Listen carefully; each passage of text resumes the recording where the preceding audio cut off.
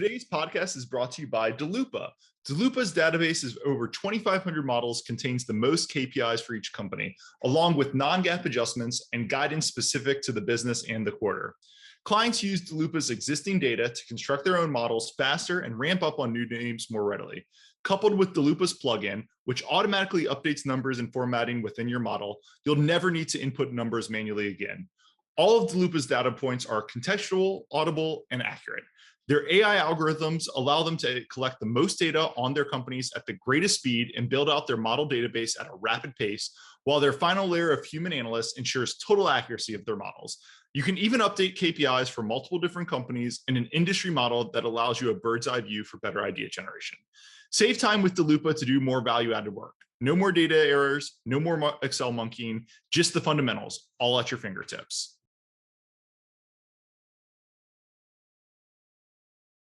All right, hello and welcome to the Yet Another Value podcast. I'm your host, Andrew Walker. If you like this podcast, it would mean a lot if you could follow, rate, review it wherever you're watching or listening to it. With me today, I'm happy to have two guests. On one side, I have my friend Compound, and on the other side, kind of the star of this podcast today, I have Tulane University professor Ann Lipton. Ann, Compound, how's it going? Great. Happy to be here. Going so well, and I'm excited to be here. Thanks, Andrew. Hey, thank you guys so much for being here. Let me start this podcast the way I do every podcast. First, a disclaimer to remind everyone that nothing on this podcast is investing advice. So everyone should please remember that, consult a financial advisor, do your own diligence. And then the second way I start this podcast is with a pitch for you, I guess in this case, my guests. I'll start with Compound. I've known Compound for a while. I consider him a friend. He's a super sharp investor, and I swap notes with him sometimes multiple times a day. But and then the second pitch is for Professor Lipton, who, look, my colleagues and I told her before the show, I'm a little starstruck because when she started going on CNBC and doing all these hits, we were like, oh, this professor is really good. And then I noticed that she was from Tulane, my alma mater. So I'm just glad that she's on here. I'm glad that she's representing the university so well and really excited for this podcast. So look, I'll just do a quick overview. We're talking midday on Monday, August 8th. This is a wild case. Over the weekend, it may have gotten even wilder. So things could change between talking and posting. But just to start, we're going to be talking about Twitter versus Elon Musk. And I guess just to start, an easy question, I'll turn it over to Professor Lipton. What is your take of just the overall case, everything we've seen so far? I think everything we've seen so far, it does not look like Musk has much of a basis for claiming that Twitter breached the merger agreement. It seems that his claims against Twitter are very weak. Twitter's claims that Musk is the one who is breaching the merger agreement seem pretty strong. So a lot of the debate, the X factor for a lot of those of us who are watching, is less about who's right, because it seems that Twitter is right, and more about what the court does about it. Does the court actually order Musk to close, or is there some other outcome? Compound, do you want to add anything to that? Yeah, I mean, I guess one of the areas I'd love to get your thoughts on, Professor Lipton, is that if Musk is in breach, what are the implications of that, and how in breach does he need to be for it to be relevant to this case? It's not. It really is about. It's not about how much he has in breach. It really is just he has an obligation to sort of close this deal. And what the parties did, at least the sort of obvious reading of the contract, and there are people right now studying to see whether there are alternative interpretations, but the obvious reading of the contract is that there are two paths here. If Musk is in breach, Twitter can do two things. It can terminate the agreement and ask for $1 billion from Musk. Obviously, it is not doing that. Or it can sue Musk for specific performance, which is a contract term to mean go through with it, go through with your obligations. And that would mean getting the financing, doing all, whatever preliminary things are necessary to close the deal. And then finally, actually closing the deal and buying the company once a shareholder vote has voted in favor, which that's scheduled for September 13th. I'm pretty sure the shareholders are going to vote in favor. Those, at least a surface reading of the contract, is essentially the only two outcomes. And the contract, the parties agreed very clearly that nobody can be forced to pay more than $1 billion under the contract. So the question that a lot of people have is, I mean, a court always has discretion to not order specific performance. It's considered an equitable remedy, which basically means it's when the court's power, considering whether the court thinks it's appropriate, whether the court, wants to exercise that kind of, compulsion over the parties. So the question then is whether the court really will think specific performance is appropriate here, given the importance of Twitter, given all the different equities of the situation. And if the court doesn't think it's appropriate, does the court stick to the contract, which seems to have the parties saying $1 billion, that's it, which would really be a win for Musk. I mean, that's pocket change for him. For me, $1 billion would matter a lot, but for Musk, it really doesn't. And it's far better than him having to pay $44 billion. And I would say that the disruption he's caused to the business, the expense, the trouble, everything else is probably worth much more than $1 billion. So so if he gets to walk away for just paying $1 billion, that's a win for Musk. It is a loss for Twitter shareholders. And so the question is whether the court really perceives itself as constrained by those two options, whether there's a third option. I mean, it doesn't look like there was one under the contract. And whether there's a reason the court would think specific performance is inappropriate in this case. She's ordered it before. Delaware courts have ordered it before. The question is whether the court's willing to do that now. And I guess one other, just on his breach, there's obviously the breach of he's not making best efforts to close the deal. He's inappropriately terminating, but Twitter Twitter alleges that he's been in breach for months. And I guess it says the implication of that is that if he has been in material breach since, call it May, he's actually barred from terminating the agreement. And I'd love your thoughts on that as well. Yeah, that's definitely in the agreement. So the agreement says that you can only exercise your termination right for someone else's breach if you yourself have complied with all your obligations. So one of Twitter's arguments is, look, we didn't breach at all, so you can't terminate. But even if we did, you can't terminate because you breached first. Now, the grounds for breaching first are largely things like, first of all, his tweets, bad tweets. He tweeted, he insulted the merger agreement, which he's not supposed to do. He violated the NDA on Twitter in a minor way, which he's not supposed to do. Those are the really obvious He's breaches. just short of challenging Twitter CEO to a duel. Like, Alexander Hamilton for a duel at this point. I would be surprised if the court said, Twitter, you are in breach of the agreement, but the reason I'm not letting Musk terminate is because of the bad tweets. Like, I just don't see that happening. The more serious claim that Twitter has is that he's not using his best efforts to get financing. And the thing is that that's a little opaque. All Twitter's got so far is that essentially communication is sort of stopped. So I just can't really game out how likely that is. But I think it's, so it's possible that this whole thing will be shortcut by the court saying, well, I think that Musk breached first, therefore he's not allowed to terminate the deal. But I think it's more likely that the focus will be on Musk's claims as to why Twitter breached first. Can I ask a question? So there's just so much I want to ask here, but on the bad tweets, like, I agree. I don't think the courts are going to be like, hey, we're going to enforce a $44 billion merger, even though we found Twitter breached their refs because Elon did some nasty tweets first. Like, I do have trouble with that.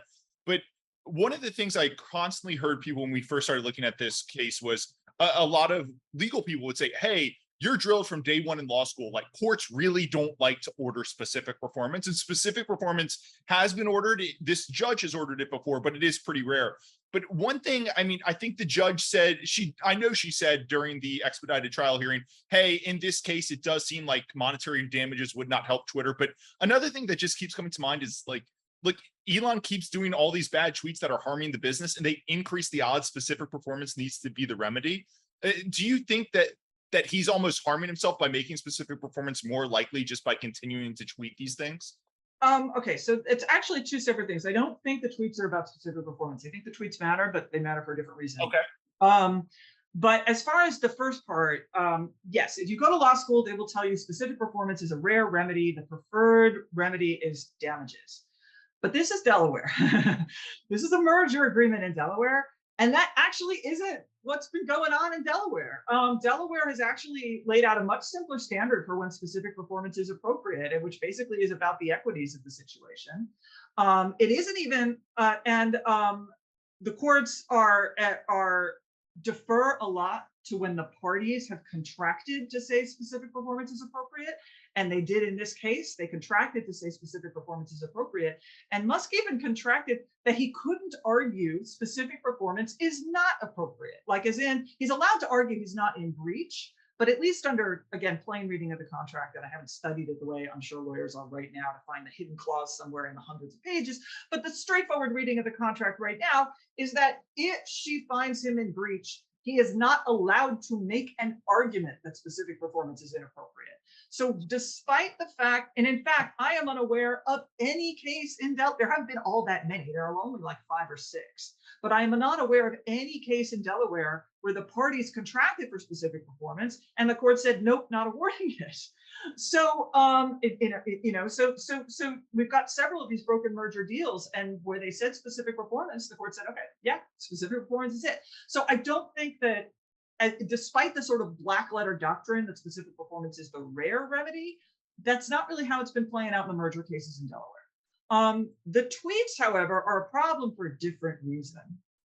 And that is, he's making a lot of admissions in his tweets that contradict his filings, which is why I'm sure Wachtel is sitting down and documenting them and is having a lot of fun doing it. And Skadden is doing the same thing and having a lot less fun. Because he's basically making statements that really contradict a lot of the assertions that his lawyers are making in his filings on his behalf. So those are, going to be labeled as exhibits. And that's the problem. Just on that, I was wondering, and we're talking August 8th, and over the weekend, Elon went on a real Twitter rampage. It included, he challenged a Twitter CEO to a public duel on bots. He said a lot of things. He again called for the SEC to investigate Twitter, like things that he should not be doing. His lawyers, obviously they don't want him doing this, but do they have any leverage over him? Because I was kind of thinking, I've been involved in some court cases before. If I did this, I think our lawyers would have just said, oh, this guy who's paying us a couple $1,000s, like, we're just going to fire him as a client. I don't think Skadden's going to do that because Elon's paying some big bills, but do they have any leverage? Can they rein him in at all? Yeah, I mean, if he's not going to listen, he's not going to listen. I mean, one of the things that really actually I think is going to trouble, I don't want to overstate, because I don't want to say we're at that point, because I don't think we are. But Twitter, Skadden and Quinn Emanuel, they're representing Musk. They're making filings in court on Musk's behalf with factual assertions that this is what happened. This is our story of what happened that led to this, where we are now. If Musk tweets out things that contradict that say, oh no, that's not how it happened, now we have like an ethical problem. And that's the concern that has to be in the back of Skadden's mind. That, we haven't crossed that line yet, but we're walking up to it. And leaving aside the fact that he's damaging the legal arguments that Skadden spent many hours putting together, or Quinn Emanuel, I don't know who did what. Can you give an example of something Elon's tweeted that goes against something his lawyers have argued? Because these things, like people tweeted them over the weekend, but the filings are so long, it's almost hard to remember what gets argued. And can you just give one example? Yeah, so Musk has a number of different claims, like basically a couple of different bases for why he gets to walk away from the merger. One of the bases he's arguing is fraud. Twitter defrauded me. Now, to prove fraud, he'd have to essentially prove 3 things. First, Twitter made false statements. In this case, he's claiming false representations about the amount of spam on the platform. Second, that he relied on those false representations. And third, that Twitter intended to do it. Okay, those are the 3 things he has to show. So the big claim here that he spent, there are multiple paragraphs in the complaint about, in his filing about this, his counterclaims, is that he relied on Twitter's representation that there was no more than 5% spam on the platform, that he believed in his bones, he believed in his heart, his soul rested on there was only 5% spam on the platform, and my God, he would never have signed this deal if he'd known it was more. So when he tweets out, does anyone who uses Twitter think there's really 5% spam on the platform? he's basically saying no reasonable person could even have a casual interaction with Twitter and come away thinking that there was only 5% spam on the platform. And he's made that point multiple times in multiple places, that a casual use of Twitter will reveal that that 5% number can't possibly be true. But he has pages and pages of sworn filings swearing that he believed it. He made it 2 weeks after the merger agreement. He went, I think it was the All In podcast. He went on and he said, Twitter says it's only 5% bots. Does anyone have that experience? And I mean, this was within, the ink wasn't even dry on the contract, and he was saying that, which again, I think just speaks to. Exactly. And that's what he did over the weekend as well. He tweeted out this poll, and the poll was, is there 5% spam, yes or no? Except it wasn't yes or no. It was yes or LMA, laughing my ass off, no, which the implication, obviously the joke being, nobody could possibly think there was more, and he's tweeting this out days after his attorney spent a lot of time drafting documents, averring that Musk truly believed and was horrified to discover that it was actually, in fact, more than 5%. I think one thing when I talk to people, a question that frequently comes up, I call this almost the Musk trap. They'll say, oh, but, I don't think 5% of users on Twitter aren't bots. Like, I think it's more than 5% just based on my interaction. And I'll always say that's not, like, Musk does a nice job if you do a casual read of switching you over that. But what Twitter is saying is our mDAUs, monetizable daily active users, we're saying it's under 5%. And I guess it's like two different questions, but will the judge be able to read through that? Because again, a casual observer has issues with that. And is the judge almost going to look at all this and say, Elon's making a mockery of the court and come down harder on him for trying to pull these card games where he's switching the definitions of users and bots and everything? I don't think, I think she's trying very hard to treat this like any other case. And I have seen there are examples where people have treated have been pretty defiant, the Delaware courts, and Delaware courts have been in some ways bizarrely tolerant of antics. So I actually don't think she's, I think she's trying very, very hard to treat this like any other case and not worry about whether he's taking him seriously or not, but just look at the legal argument. But I think, yeah, I mean, I don't think it's about like the switching of the definitions. I think it's more like his goal is to turn this into a really complex computer dispute over what is spam and how you count spam and what the definition is.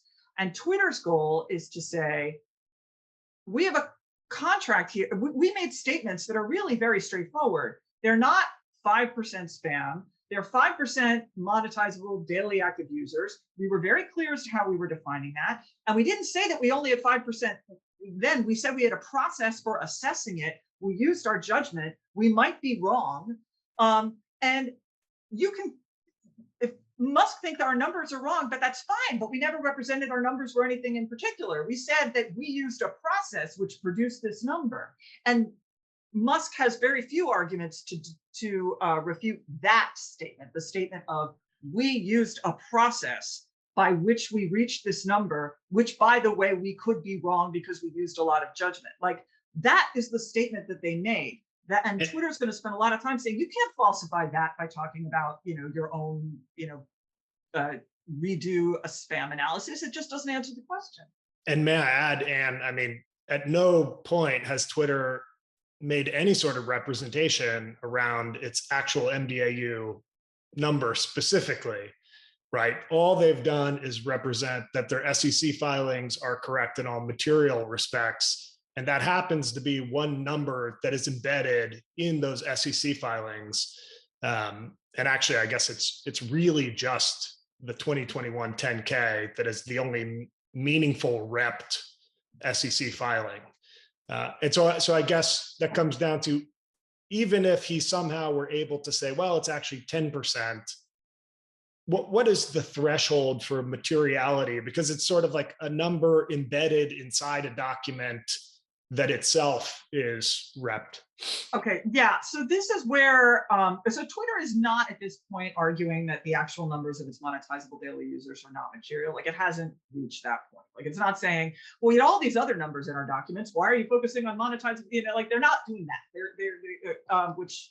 But it has said we have never repped spam bots or. No, it's the spam. Right. They did make statements about the number of monetizable daily users, and they're not saying that that's not material. But this is complicated because Musk has different legal claims, and how we judge what's material varies depending on the claim. So it's not all the same answer. The most basic claim is a contract claim. You made a representation about your SEC filings being true, and you're right, essentially one SEC filing, the 2021 10K.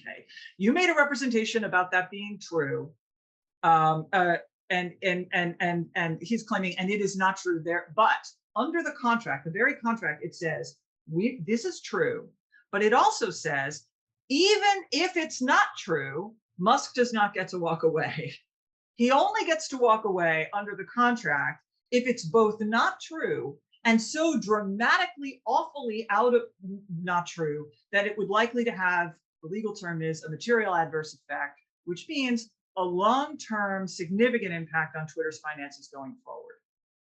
So if Musk wants to, under the contract, Musk cannot win simply by showing that the SEC filing was false, and in this case, false in terms about the number of spam, or not even the number of spam, the process for assessing the amount of spam. You'd have to show that it was so dramatically false that it was likely to have this long-term material effect on Twitter's finances going forward. He makes gestures in that direction in his counterclaims, but he's really barely trying. He's really mostly like, if this got out, it would have a material long-term effect, which is, I mean, part of the reason why I think Twitter didn't redact anything, because it's saying it's out now. I think we're fine. So that's the first claim. The second claim he has is for fraud. That claim does not require the material adverse effect. That requires reliance, and we already have this reliance problem, and intent by Twitter, which, I mean, really his only intent allegation at this point is, you can see by the way they tried to hide things, that they intended to defraud me. And then it's really, material is a much more loose standard that would really just have to be about something a person could reasonably rely on. I'm not in a position to say whether 5% versus some other number is material. I think at that point, it's really, Twitter's going to say, look, we only said we had a process. We never said anything more than that. And also, you didn't rely, as we can see, by your Twitter antics. Then we get to the third claim, which is the Texas claim. It was my next question. I'm so glad. Yeah, the Texas claim. And the Texas claim materiality is, I assume, and I'm not a student of Texas law, but in this context, it usually just means something that a reasonable investor might rely on. And that, well, you kind of have to understand the background of the Texas claim before you can even start to unpack that. So do you want to talk? Before we full on hit Texas, can I ask one more question just about, so you kind of laid out that Elon wants to make this about spam and bots and data, and Twitter just wants to say, let's read the contract, apply the contract, period. So to me, that sort of lays out a looming battle around discovery and what will be discoverable. And you see Twitter sending out a massive subpoenas trying to figure out, did Elon try to muck his own financing? Was he using best efforts? I presume what Elon would like to do is use the trial as a way to somehow disprove the mDAU number, right? Like, how do you see the judge, how do you see the chancellor sort of drawing the line on what will be discoverable? Like, what are the smoke signals we should be looking for to see how that's trending? It's really like, I know how I rule if I were the court, but I'm not the court. So I'll just say this is what we're looking for. And what we expect at some point, who knows? Twitter might say, you know what, I'll give you everything. But I think that's less likely. I think at some point we're going to see a discovery battle where, Musk moves for some kind of computerized information and Twitter refuses, and then Musk files some kind of motion to compel. That seems likely to me, at very least plausible. And at that point, the parties will have to explain why they need this data.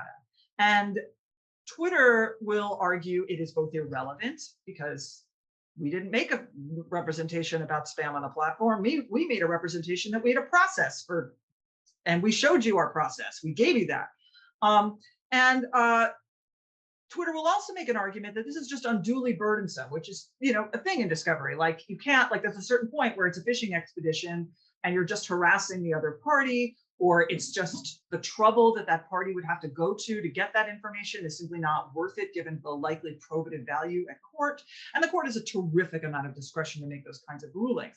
So I'm going to be watching for is if and when we have a fight over how much computer data Twitter has to turn over, how the court rules. Does the court accept an argument that this is really not going to be all that probative and certainly is a lot of trouble for Twitter to produce, which is a really good sign for Twitter, or whether the court's like, yeah, you know what, maybe there's something there, in which case that's a bad sign for Twitter. It would suggest that the court is at least willing to entertain some kind of spam hunt.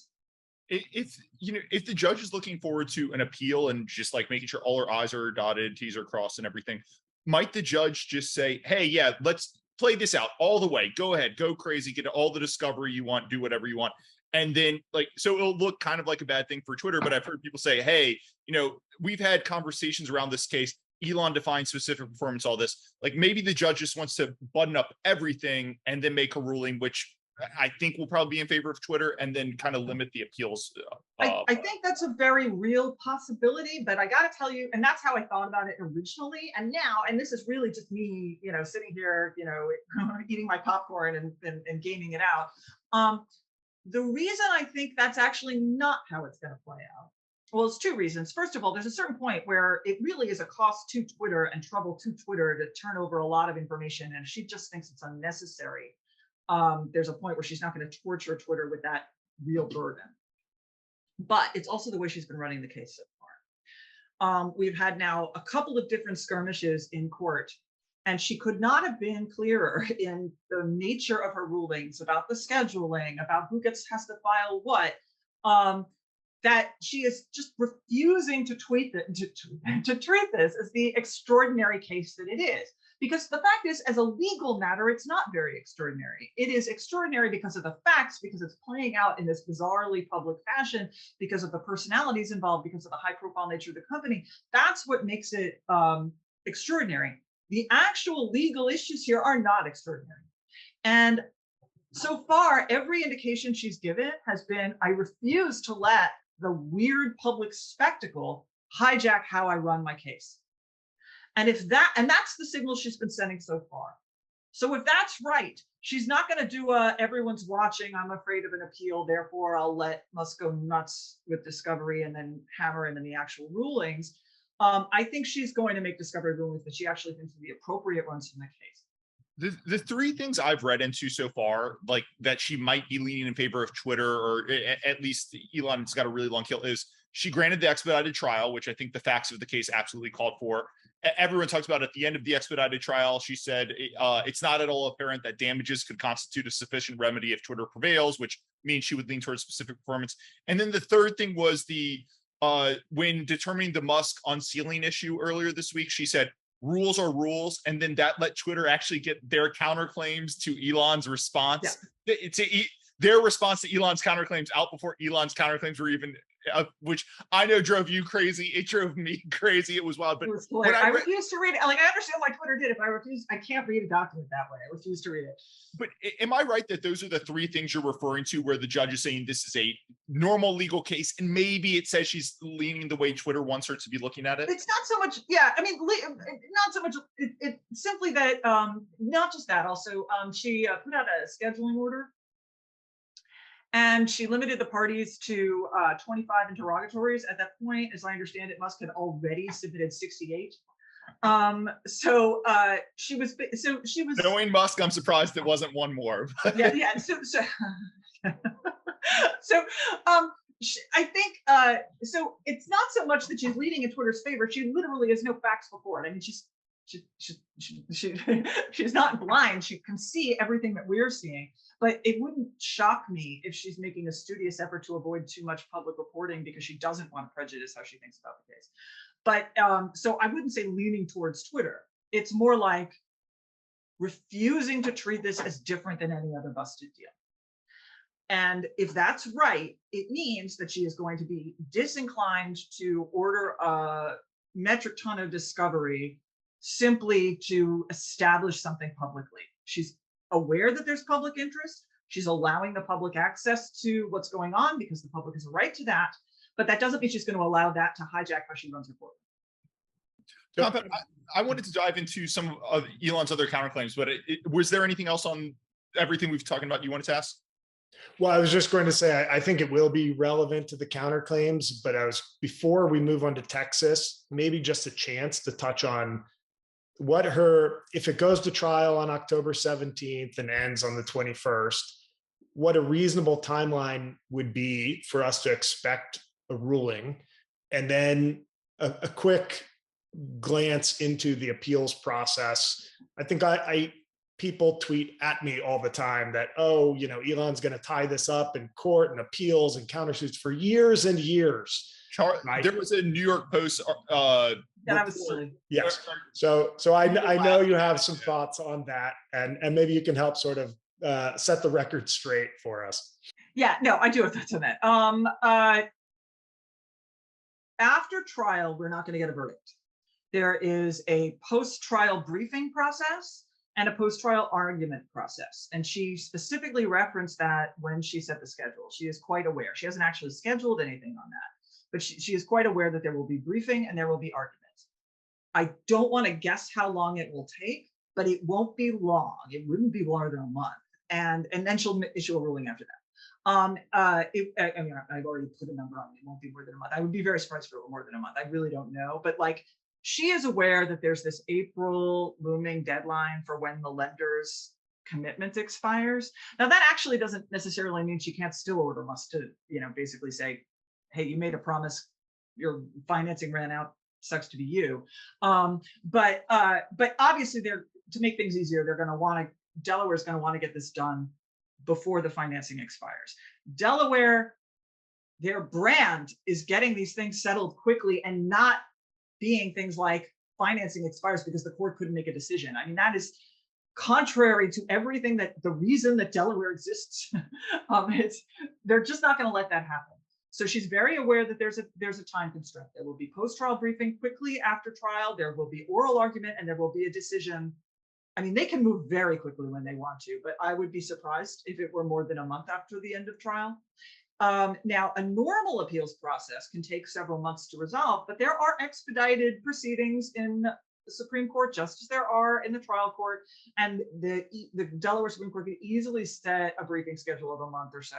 I mean, I just don't. So I could imagine this playing out till early next year, but I think the Delaware courts have every interest and capability of getting this settled well before that April 2023 financing expiration. And then if he loses that, he's going to appeal to the U.S. Supreme Court, right? Appeal to the U.S. Supreme Court, but that doesn't stay the judgment while it goes on.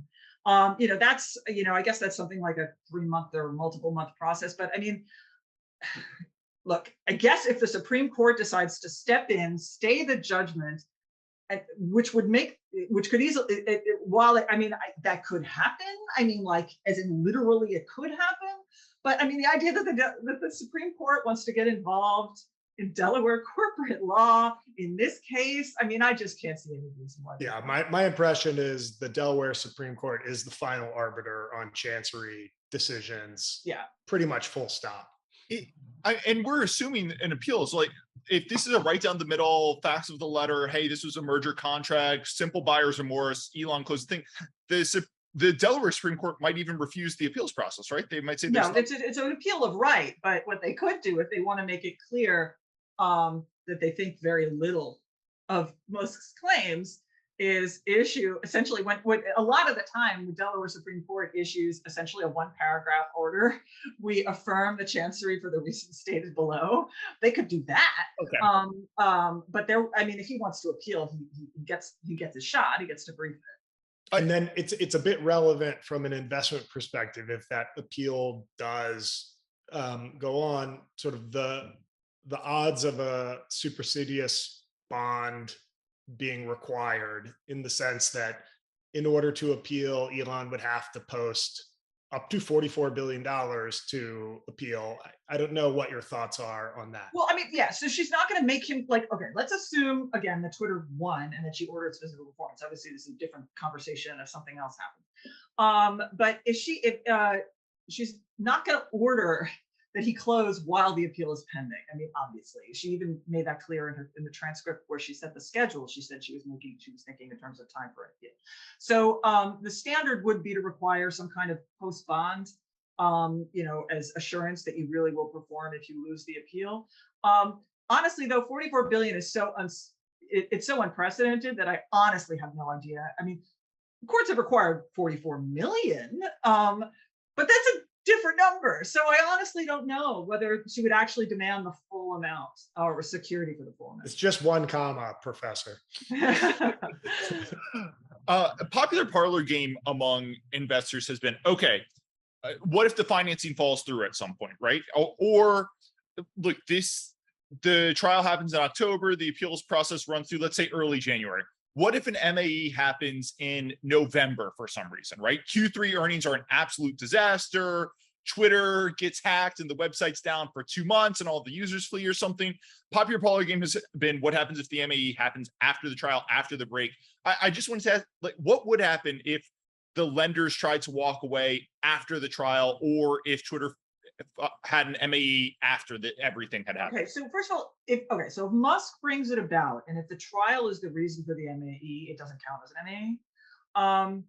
I think, though, if it just like something else happened, that really had nothing to do with Musk or anything else, I actually think that his obligation to close is conditioned on the absence of an MAE. So if something happened that really was unrelated to him, that could get him out of it. And it's one of the reasons he has one of his motivations to delay. Like maybe there is an MA now, but what if there is, later that really has nothing to do with him? That said, I honestly, I would have to look at the contract again, and I just don't know whether there's any kind of argument that him delaying counted as bringing about such that it doesn't count or something. That was my question, because he would have to close. The Twitter merger vote is mid-September. He'd have to close within a couple weeks after that. Like if the MAE happened October 31st, wouldn't Twitter have the argument, well, you did an improper I have 100% no doubt they would make that argument, but I just don't know whether that would really qualify it. But I think the stronger argument for them, and likely the successful one, is that this simply didn't count as an MAE because, the idea of something really coming up out of the blue that really had nothing to do with any of this and is not already carved out of the merger agreement. Like, it doesn't count if it's an industry downturn. It doesn't count if it was like a computer hack. There are so many things that don't count as an MAE. The idea that something is going to happen in the next couple of months and, oh no, Musk was saved by essentially divine intervention. It could happen, sure, but I think it's really unlikely. Some people would say Elon's been saved by divine intervention. If people want to bet on the divine intervention, they should go ahead and do that. Compound, anything else you want to ask here? Or I did want to go to some of Elon's other things in the counterclaims. I think that's a great path.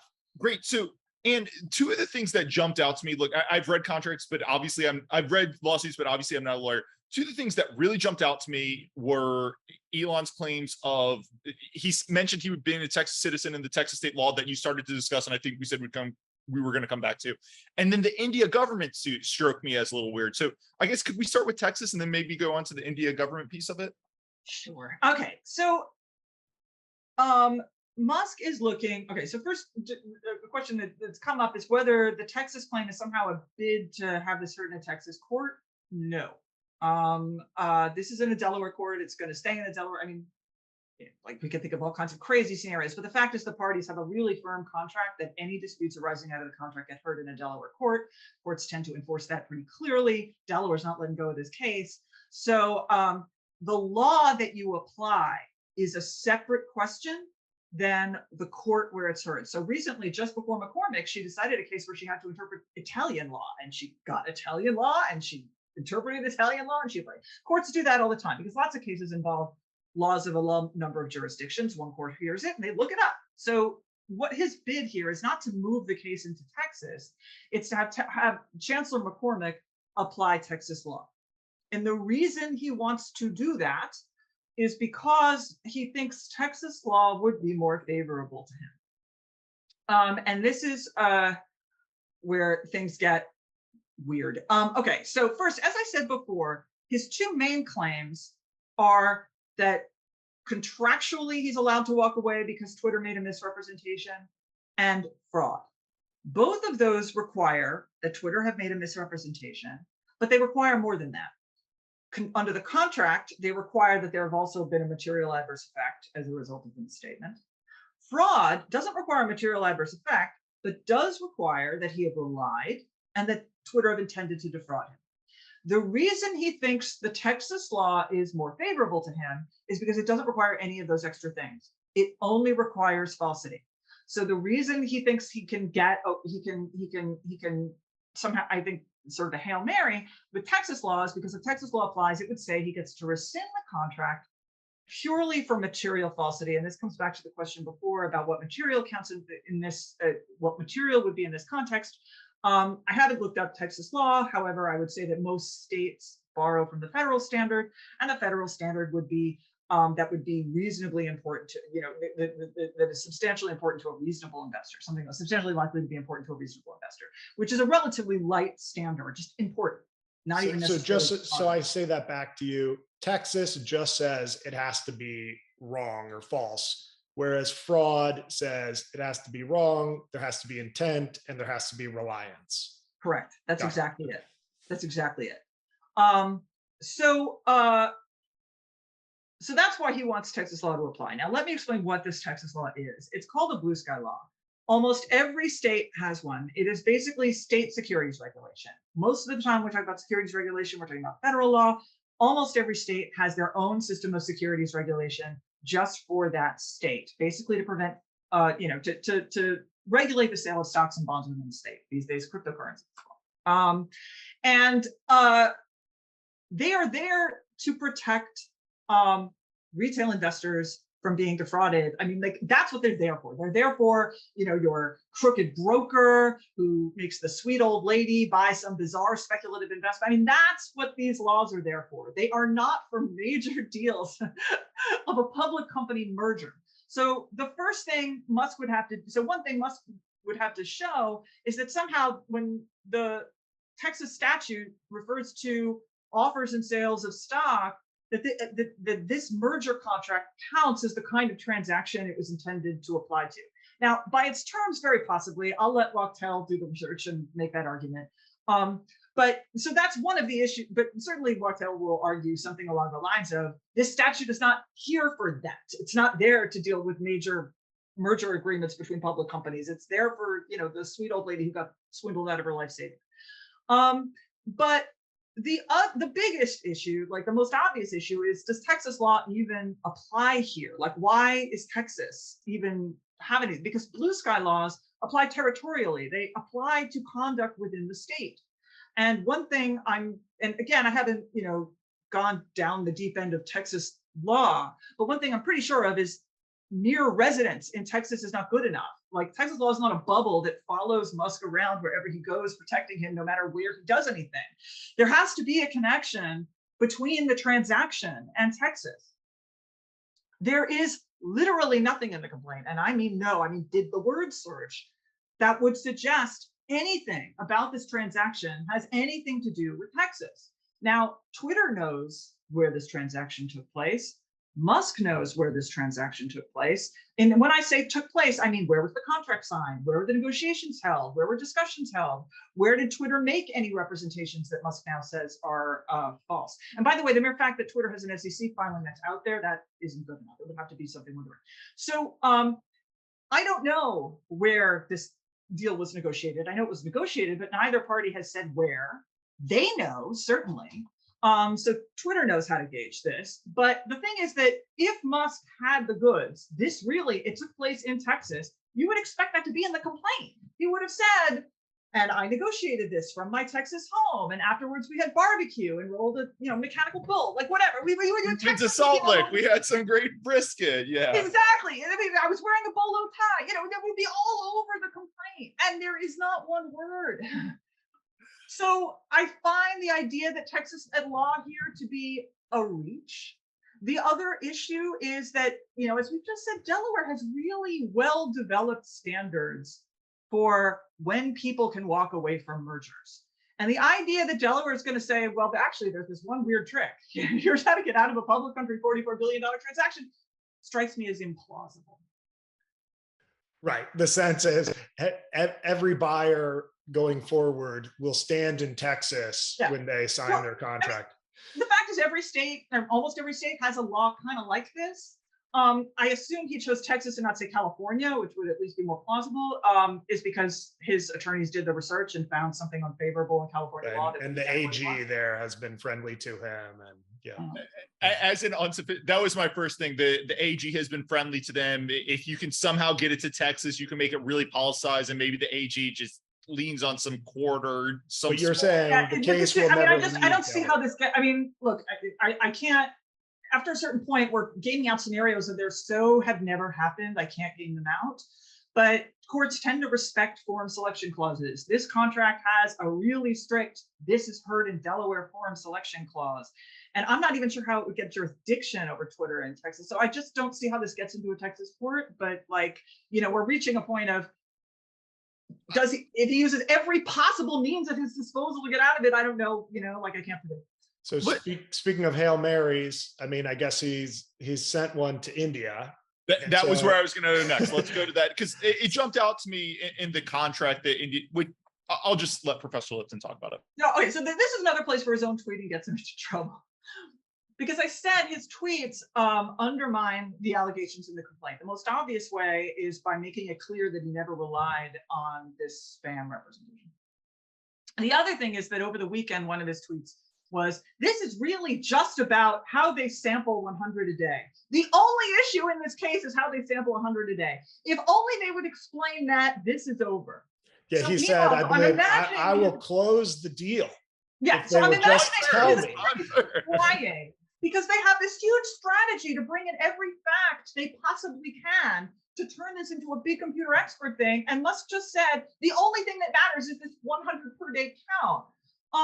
So of course, Wachtell, and when it defends Twitter, is going to say, and they've been saying all along, that all of these complaints are pretext. And now they're going to use that as Exhibit A, that this new thing about the India lawsuit is pretextual. He just said on Twitter he doesn't care about the India lawsuit. Okay, but let's ignore his tweets. One of the promises that Twitter made in the contract is a very standard promise. The target agrees to operate in the ordinary course of business between signing and closing. For obvious reasons, if you're going to buy a company and you sign a contract to buy a company, but you won't actually close for a few months, you don't want the company making major changes before you have a chance to get in there. You don't want them selling off all their assets and paying out massive bonuses. So all companies promise to operate in the ordinary course between signing and closing.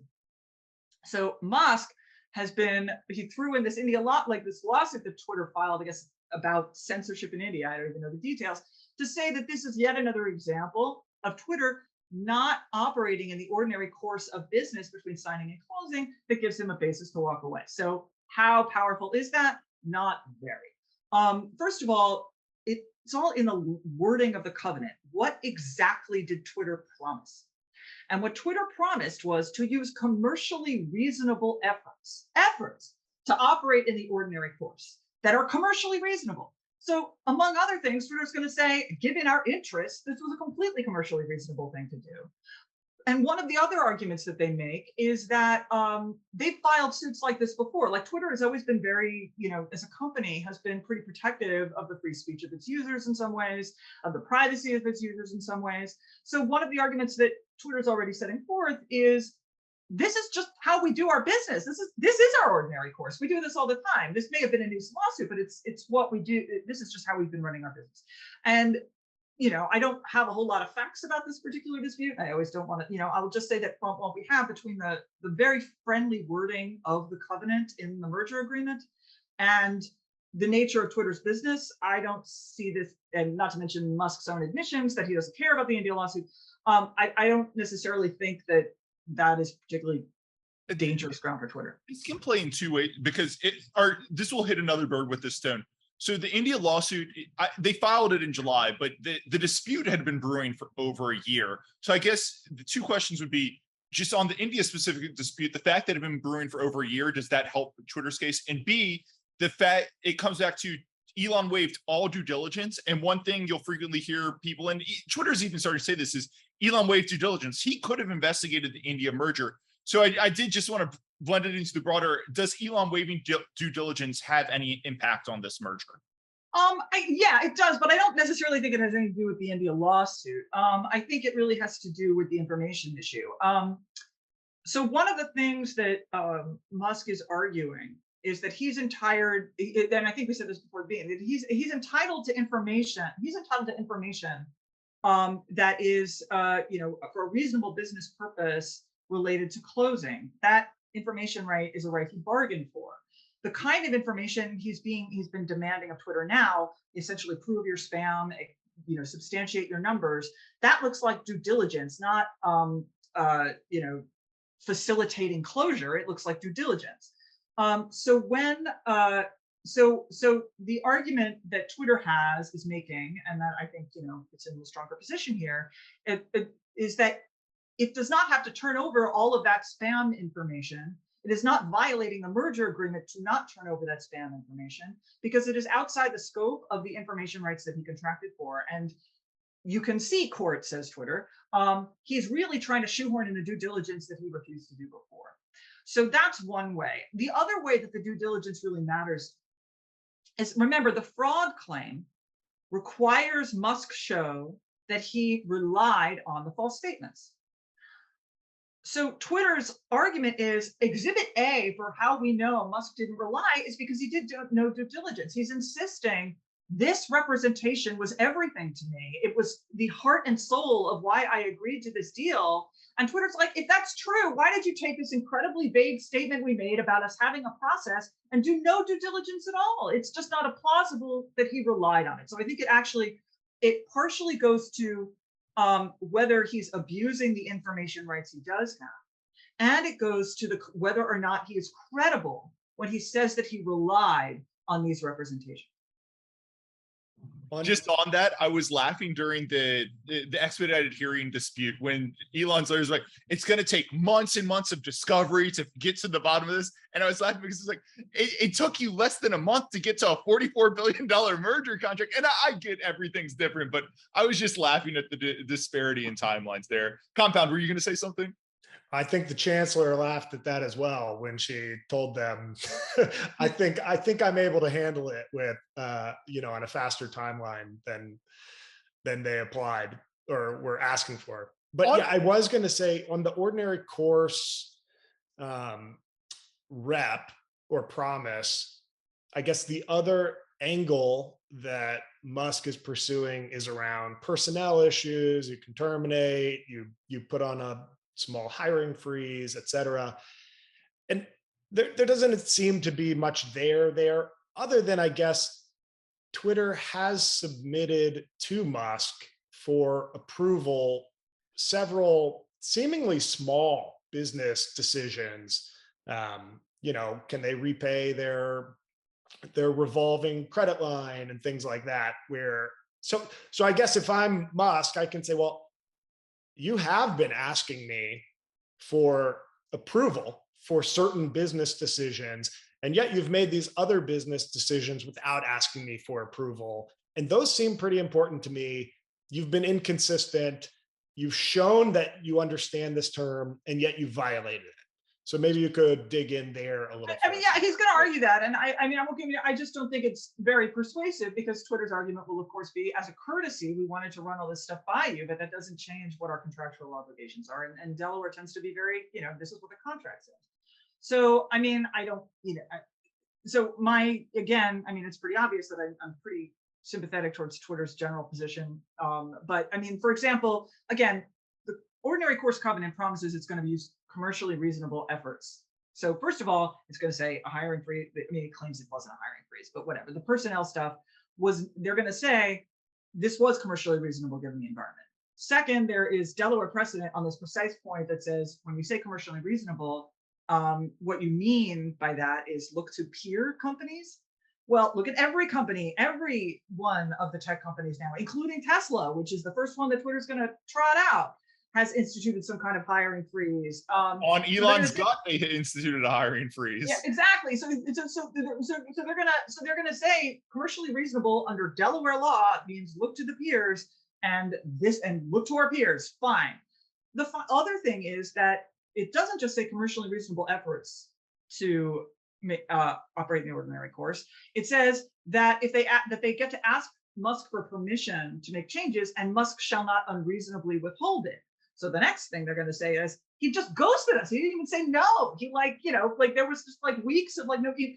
So they're going to say he was unreasonable in withholding it. But I mean, I don't even think we get that. And then they have a whole contract drafting history where apparently, according to them, they allege he wanted to put in the contract that he got certain control over hiring, firing, and Twitter got him to take it out.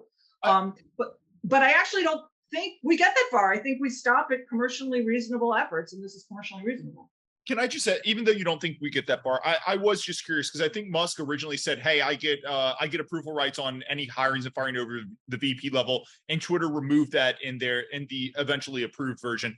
Do courts look at that contract drafting language and how? Well, they start by the plain language of the contract, and they turn to that history if they find the plain language ambiguous, which is why I think we start with the plain language, and that's why I'm not even sure we get to that drafting history.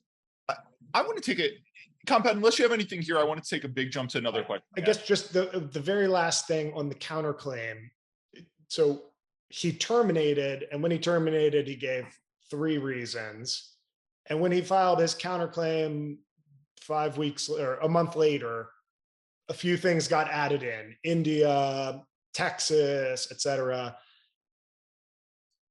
My understanding from you is that that's totally fine, other than it may have an impact on his credibility and sort of a pretextual view that the judge might have. I mean, first of all, I think his termination letter explicitly said we reserve all rights, but I mean, just as technical matter. But yeah, I don't think the court is going to say, too late, you're stuck with what you put in the July 8th letter. If he has grounds to terminate, he can terminate. The problem is that, he's saying when he says he has some new claims now about lying about the actual humans who are the monetizable users. And I think the court, and I relied on all those representations. And there's a credibility problem here when it took months before he was complaining about completely different things, and now he's got a whole new basis for complaining. It doesn't look like this is a real reason. And I don't think he's legally barred from trying. I have to joke that, I mean, it is the funniest thing to me in the counterclaim was that he managed to say that mDAU is both the most important thing, and actually it's really not that important to Twitter's business, which I cannot figure out what was going on. There are places, this is why, I'm reading it, and there's a certain throw everything at the wall, which I kind of get, but there are parts where he would have been better to leave out certain allegations because they seem to undercut other allegations, like the thing about how he thinks that this metric is a ridiculous metric. It doesn't mean anything, except he was also willing to spend $44 billion in reliance on it with no description in Twitter's filings about what it actually was. I mean, that just, on its face. He makes a big thing about 70% of mDAUs generate almost no revenue, but then he also says mDAUs are the only thing I care about. It's like, it can't be both if you think they're a joke. I think the argument is, and actually this is why, Twitter did a pretty baller move here. What he's claiming is that I, of course, assumed when you said you had all these monetizable daily users, I assumed that meant they were all seeing ads. And I was shocked when I got your internal documents to see that, in fact, 70% of them, or whatever the number is, didn't see the ads. Now, the first problem, of course, with that argument is that Twitter never said that it said that the word is monetizable, not monetized. I mean, they never said that they had all seen the ads. What they said was, so it's already a leap to claim that he was misled, because there's this fact that they didn't disclose. They disclosed they had monetizable users. They defined that really specifically, like real people who log in from it. They're very clear on how they define it. They never defined it to mean saw ads. So already Musk, to claim fraud or even a false statement from this is a reach, because he's saying, I assumed that they would all be seeing ads, and it's shocking to discover 70% or not, or whatever the figure is. But the next piece of it is, he argues in the complaint, if this, he's taking this numbers from his internal data he got, and he says in the complaint, if this word got out, that in fact this number of users are in fact not generating any revenue because they're not seeing ads, it would be devastating. It would shock the market. He was, I assuming that Twitter would exercise its rights to redact that because it was internal information. And Twitter basically said, go for it. Let's see. Is our business destroyed? Everyone can see it now. I don't see the meltdown. Everything looks fine here. I'd like to point Elon to the economics of the Candy Crush saga, because I remember people really talking about the digital whales there when it was all. I want to switch to a completely different topic. Elon's counterclaims are very specific, are very intentionally dodge one thing. Elon, when he was acquiring a stake, talking to the board, talking to Twitter, said, if you guys don't take my offer, I will go to shareholders. I will sell my stake, just fire sell my stake. Or the one that I think Twitter will really make some hay with is, I will start a competitor to Twitter. And I just want to talk about, like, Elon obviously is trying to dodge that in his counterclaims, and Twitter's really starting to hammer that home. How does Elon's threatening to start a competitor play into the overall just scope of the trial? It plays in because, remember, one of Musk's claims is that he was denied information he was entitled to get under the merger contract. The merger contract says Twitter can deny him information if it would pose a competitive harm. So among the many arguments Twitter is making is, you stood right there and said you were going to do a competitor. Of course, we didn't want to hand you the information that you could use to start a competing business. And that means we had a right, so Twitter has multiple reasons for why they had the right to deny him certain information. And among the reasons they have is fear of competitive harm, which Musk sort of handed them when he said, I'll start a competitor. I think it also plays into specific performance, because now if the judge rules, hey, Twitter is right, Elon shouldn't have breached this merger, you can't just say $1 billion in damages, because not only did Elon cause more than $1 billion of harm, now he's got all of your internal data, which he can go then use to start a competitor if he wants. Well, yes and no. I mean, the contract says he's not supposed to use the internal data, although it's for a competitor, although of course Twitter will argue that, we see how much he respects mDAUs. But again, it really gets back to this issue of whether she feels bound by the $1 billion damages cap. Like, it's not whether $1 billion is enough. There is no universe in which $1 billion is enough. Like, stipulate it's not enough. The question is whether she could write it on a piece of paper, but whether she could be legally correct and not overturned in ordering something more, or whether she feels, look, it's got to be specific performance or $1 billion, and I don't get a lot, and it's not impossible. She could say, for whatever reason she feels specific performance is inappropriate. She could easily say, look, Twitter, you agreed to a damages cap. I really don't know why you agreed to that. They didn't have to. You did. You're stuck with it. You knew it was within my discretion to award specific performance. I've decided specific performance is inappropriate for such and such reasons. They could include general equities of the situation, whatever it is. And Twitter, if you don't like it, I don't know why you agreed to the damages cap. I mean, I don't know why Twitter agreed to a damages cap for knowing breaches, but it appeared to, leaving aside whatever holes somebody might find in that contract. The only reason I can come up with that they did that is that it creates such a binary outcome, and the damages were almost so certain to be greater than $1 billion that it wouldn't allow kind of a middle case scenario where they get 6 or 10 or 15 billion, because it's just not going to be enough, right? Like if they were given $10 billion, which sounds like a huge cash payment, it is a huge cash payment, that amounts to probably a $20+ price cut, right? To the deal. I honestly don't know why I saw at least one professor who I respect who studies these things. He thinks this is because the thing with merger contracts is you borrow language from other contracts, and this was negotiated in like 2 days. It is not impossible, and I think somebody a friend of mine, Professor Rob Anderson, I think his view, and I don't want to misstate his views. But he was speculating that this was just language that they plopped in from a private equity kind of deal, and they just copied it. And that's not impossible when you're doing these kinds of things. Oh, like normally you would spend a lot of time negotiating like word by word. Clearly, they did for some things. It's very Twitter friendly, this deal. But that part may very well just be taken from another deal. Like the one case where, that everyone's talking about where Chancellor McCormick ordered specific performance had a very similar kind of damages cap in that contract as well. I think that's exactly right. Like if you go back to the financial crisis, a lot of private equity firms got to walk away on financing clause and stuff. And I think a lot of contracts have shifted since then to encourage specific performance.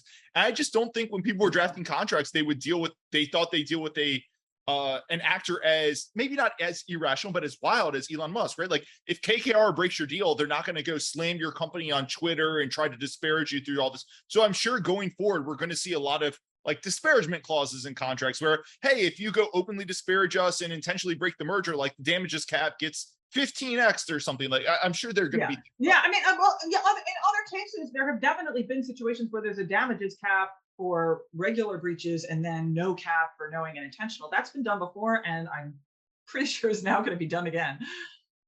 I want just to put a bullet on that. So is your view she really does or does not have the latitude to pick a third way, so to speak? I don't see it. But on this, I got to say, a lot of really smart people disagree with me, or at least are not as certain. And so, I don't see it. But then I also, in recognition of my own fallibility, it's one area where, given the fact that a lot, this has really been the topic of discussion among us law professors. I mean, there's no corporate professor who isn't paying attention to this, but there are some of us who are paying more attention than others. Among those of us who are discussing it, this is where I'd see the most disagreement. So there are some who think that there are possibilities to do more than $1 billion, make up new doctrines or equity, or read the contract this way and you hold it up to the light and put some lemon juice, like all kinds of. So I don't see.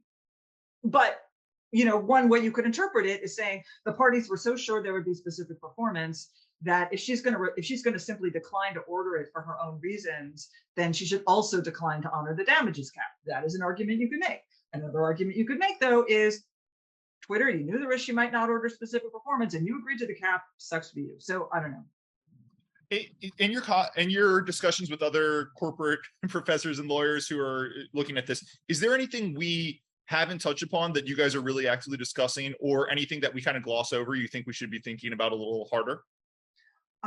I can't think so. I mean, really, the vast majority of sort of the sentiment among us is that, with all appropriate caveats about facts that may come out that we are unaware of, this definitely looks like Musk is in breach and Twitter is correct, but the X factor is what the remedy is.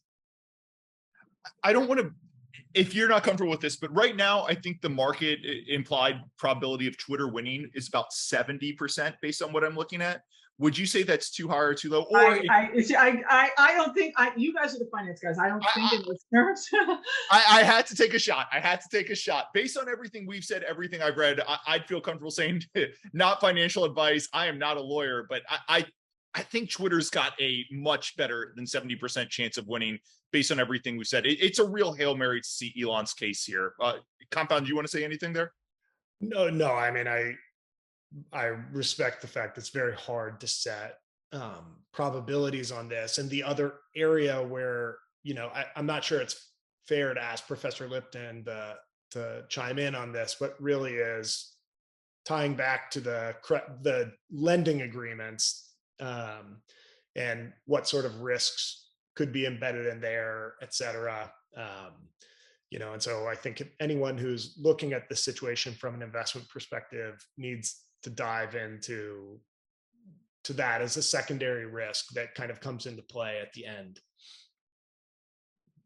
I agree, but it's a tail risk, but it will be a risk. It's a tail risk for sure. I think there was a Foot Locker case in the financial crisis where there was a specific performance order, and then the bank sued and said, "You guys are insolvent. We're not going to lend." And I think the banks actually run. I can't remember for sure though, but there was something like that. I mean, here's the thing: if the banks have very few outs, as I understand from it. I'm not a debt contracts expert, so I'm kind of trying to cabin my words specific to what I know and nothing else.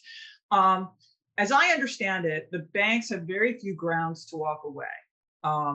They can walk away from it basically for the same reason that Musk could, a material adverse effect. If the banks walk away when they're not entitled to, Twitter can sue Musk to force him to sue them for specific, because Musk would have a claim against the banks. Now, obviously, he doesn't want to make that claim, but part of specific performance on Musk's part is forcing him to live up to using his efforts to get the financing, and that means suing the banks if they're in the wrong. I've just thought if we go to trial and a judge orders specific performance for Elon, and then a week later, Elon turns and says, "Oh, the financing's gone. I need to get out of this."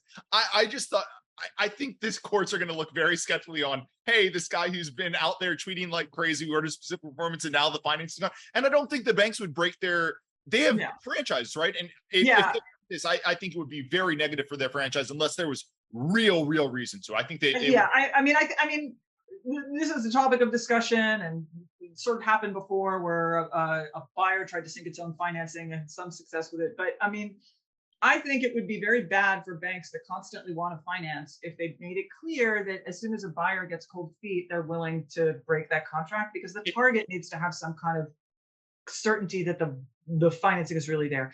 Beyond that, what Delaware has done, what this judge has done, is one time when a buyer tried to sink their own financing, the court said, if you're the reason your financing fell through, we're still going to make you close. Yep.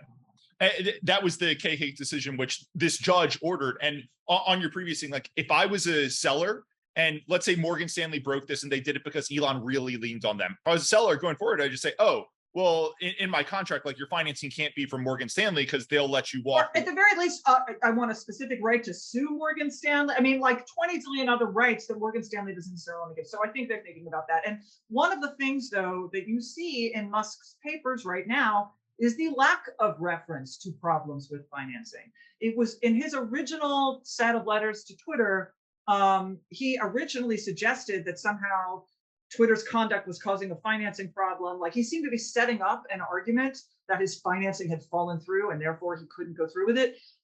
That's not in his papers now. So if that's his strategy, it's not evident at this time. In your experience, and I know we're wrapping up, how would you kind of assess the odds this settles pre-trial, so to speak, or pre-verdict?